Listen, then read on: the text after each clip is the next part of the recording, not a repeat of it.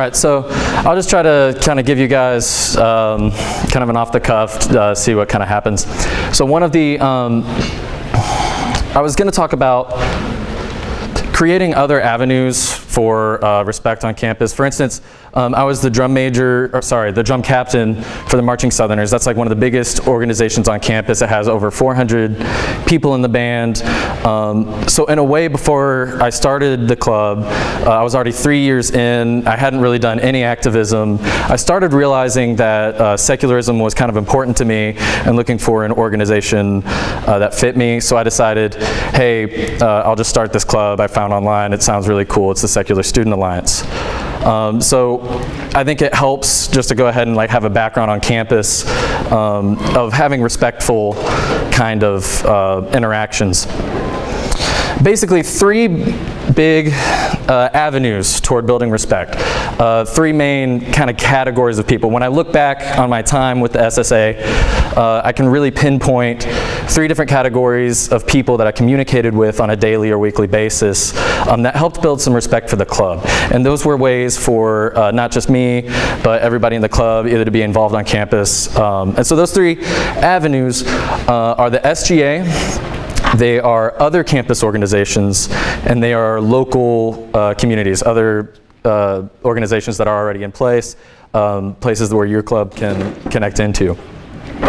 Thank you for working. The man behind the curtain. Thank you for getting that. You're welcome. Is it up? No, it's not. But if I can even just read that, if you just pull up the notes, that'll make my life a little bit easier. It's still spinning. Yeah. Okay. Well, so the first one, the SGA. Who here like drops by the Office of Student Life, or do you even know where the Office of Student Life is on campus? Like 2 people, 3 or 4. I'm proud of our group. Good. Yeah. So, but you know, how often do you actually visit the Office of Student Life and represent your club?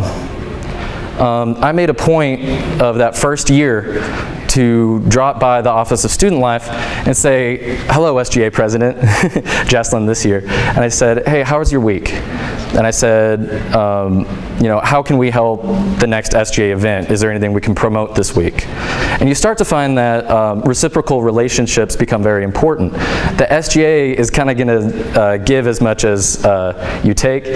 You know, like you can advertise for them, you can show up to their events, you can you know, get your group to set up tables at their organizations. What I found at Jacksonville is that they've actually kind of had a desert of organizations. And so the past 2 years, they grew from, I think, 70 groups on campus to like 150, or it was like they doubled the amount of groups on campus.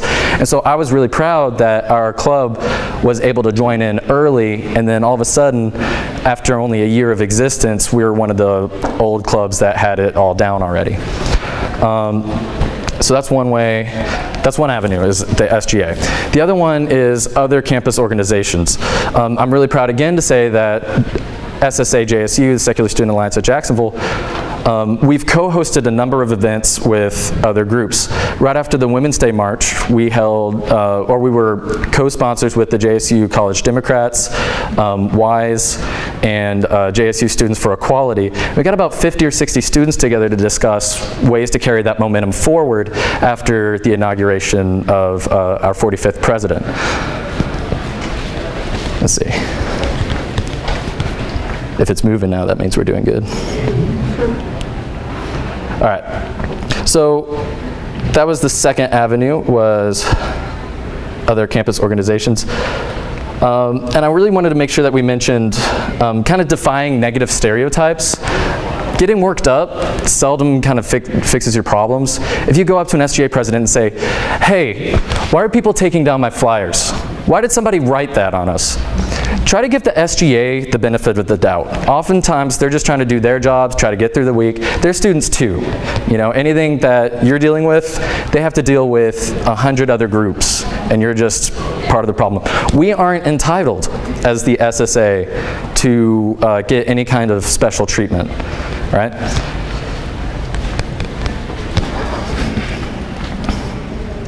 And then also through other campus organizations, you can find communication opportunities like the radio, or we actually put up screen flyers all the time. So try to get on the radio, just make friends in the communications department.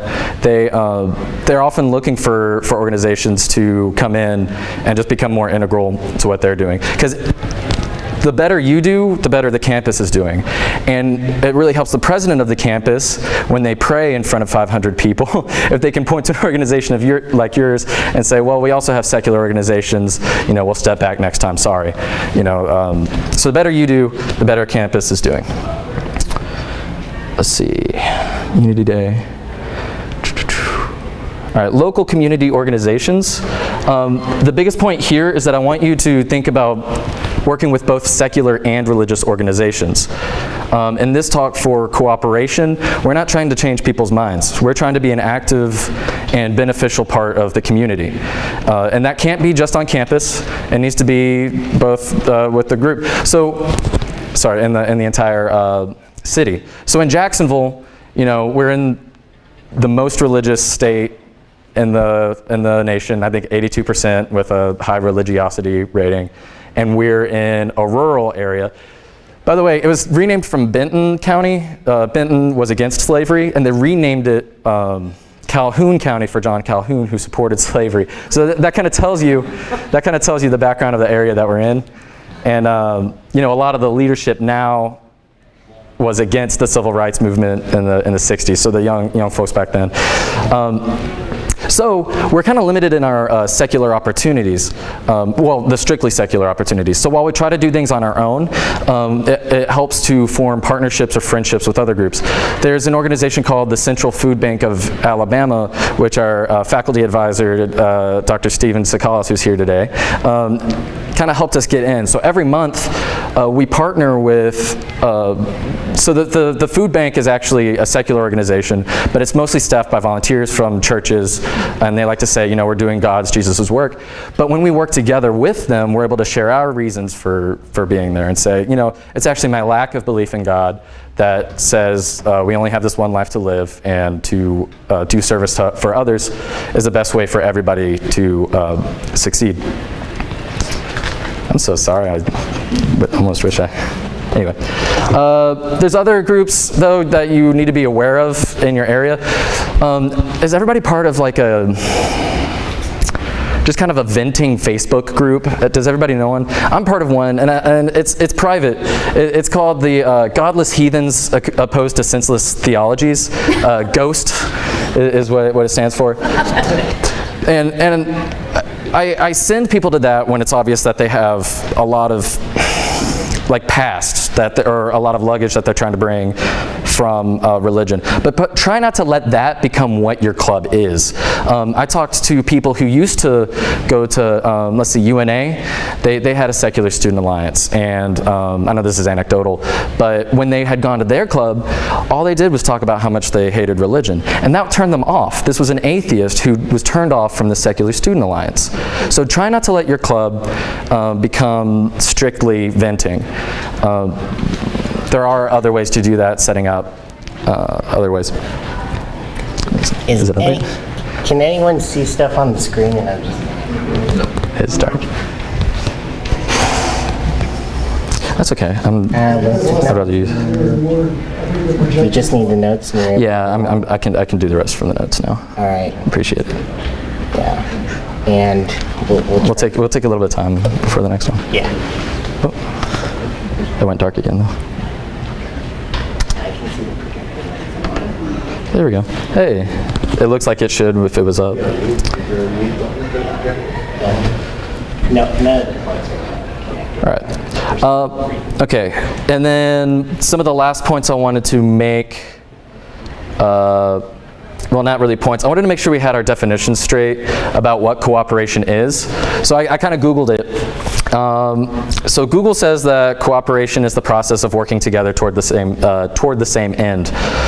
So that's like the intersectionality portion, right? Feeding homeless or persons with disabilities who are low-income people in the local area. That was a really good way for us to cooperate with other organizations. But why include others in our efforts? Why not just go and do that on our own? Well, one effect of cooperating happens on a personal level. We end up humanizing other individuals. It's really easy to treat the campus evangelizers or community evangelizers like they're the enemy. And we need to remember that they are also humans, and they're only acting in the best to what they believe. And if they're doing good things for the community, I think we all agree that those are good things to be a part of. Benefits from cooperating on an organization level. Cooperation leads to more positive action on campus, right? If you're just sitting on your hands because the religious group is doing good things on campus, what are you contributing? May as well join up with them on areas that you agree. And that leads to more positive visibility, whether it be conscious or unconscious. You might end up in the campus paper seen by the campus bigwigs.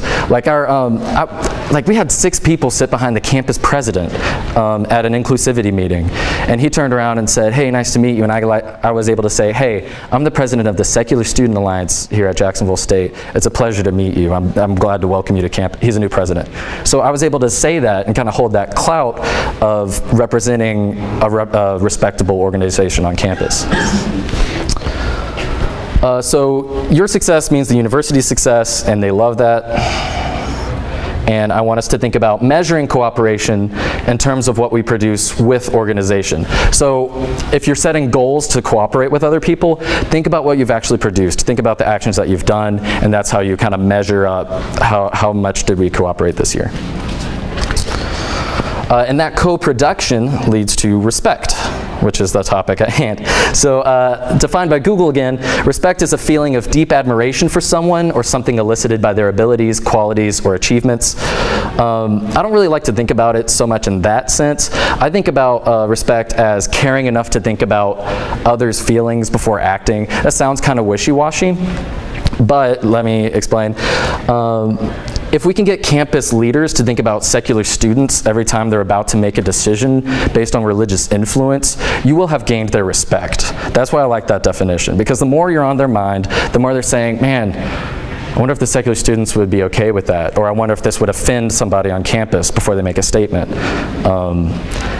And I'm sorry, last year, the president got up on the podium. I was in the marching band, 450 people on the field. We all held hands and bowed while the president read. Just going to throw that out there. That was one thing. Yeah. Let's see. So it's this type of respect that leads to influence. And influence is the capacity to have an effect on the character, development, or behavior of someone or something, or the effect itself. So influence can make your club more attractive to cooperate with. The more influence you have, the more Greek life, like some of the Greek organizations, might notice you, and they're going to ask you to join their efforts as well. So unfortunately, I know we got a late start, and my talk got started late. I'd be happy to answer questions about this or kind of go into more detail, but I've been asked to stop. Thank you guys so much for your attention.